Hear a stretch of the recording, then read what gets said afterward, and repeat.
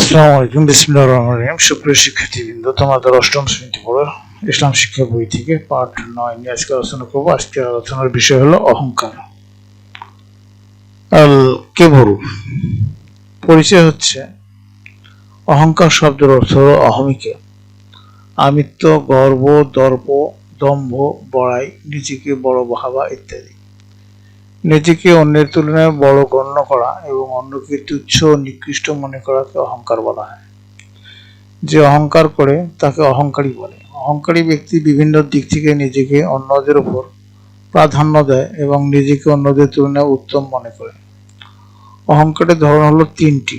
একটা হলো অন্তরে অহংকার পোষণ করা, দুই হলো চালচলন ও কর্মকাণ্ডের মাধ্যমে অহংকার প্রকাশ করা, তিন হলো কথাবার্তায় অহংকার প্রকাশ করা।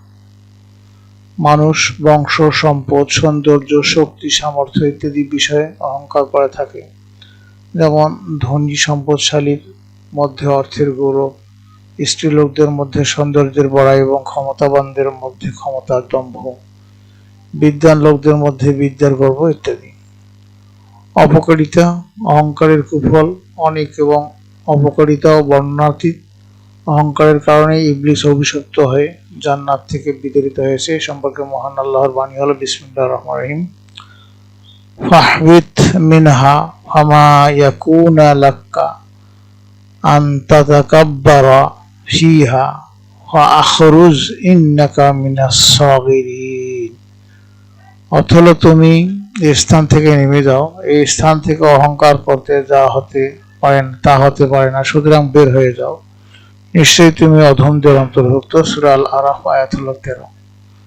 অহংকারী ব্যক্তি দুনিয়া আখিরাতে ঘৃণিত, আল্লাহর কাছে অপছন্দনীয়।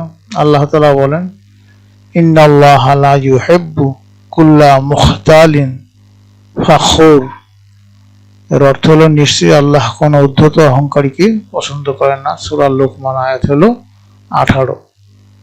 মহানবী সাল্লাল্লাহু আলাইহি ওয়াসাল্লাম এই বিষয়ে বলেন, লা ইয়াদখুলুল জান্নাতা মান কানা ফি কালবিহি মিসকালু যাররাতিন মিন কিবর।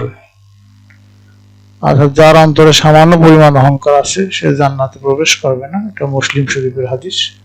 প্রতিটি মানুষের কোনো না কোনো অভাব আছে, সুতরাং অহংকার করা তার জন্য শোভা পায় না। অহংকার শুধু তারই শোভা পায় যার কোনো অভাব নেই। রাসূলুল্লাহ সাল্লাল্লাহু আলাইহি ওয়াসাল্লাম বলেন, আল্লাহ তাআলা বলেছেন যে অহংকার আমার ভূষণ। আবু দাউদ শরীফ। আমরা অহংকার বর্জন করব, কেননা মানুষের কোনো জিনিস নিয়ে অহংকার করার অবকাশ নেই। আমরা এই পাঠে শিখলাম যে অহংকার পতনের মূল, অহংকারী অভিশপ্ত, আমরা অহংকার করব না।